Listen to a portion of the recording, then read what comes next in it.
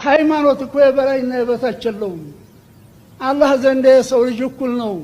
የሃይማኖት አባት፣ ባለስልጣን፣ ሀብታም፣ ድሃ፣ እመምተኛ፣ ጤነኛ አላህ ዘንድ እኩል ናቸው።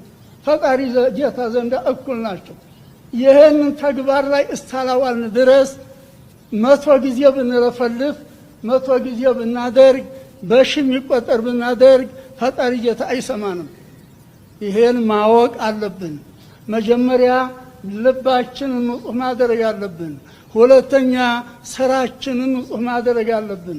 ተተንኮል መመለስ አለብን። ተምቀኝነት መመለስ አለብን። መከባበር አለብን። መተዛዘን አለብን። አንዱ እየበላ እየሟጠጠ አንዱ ንብረት አንዱ እየወሰደ አንዱ ጦማዳሪ ነው።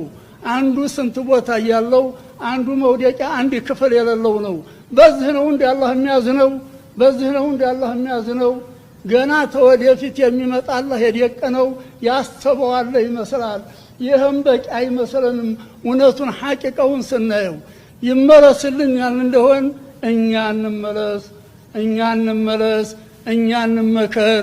አለዛ እንደ መሻይኾቻችን እንደ ቅድመ አባቶቻችን እንዲህ ዓለም እንዲህ የሚያንቀጠቅጥ ነገር የለም። በሸኾቻችን አንድ አደጋ የመጣ እንደሆነ አንድ ሸኽስ ተደረሰው ይበቃል። አንድ አካባቢ ሶደቃ ይመልሰዋል። የአንድ አካባቢ ዱዓ ይመልሰዋል። ታዲያ እንደው ብንረፈልፍ ይሆናል እንዴ? ብንረፈልፍ አይሆንም። መመለስ አለብን።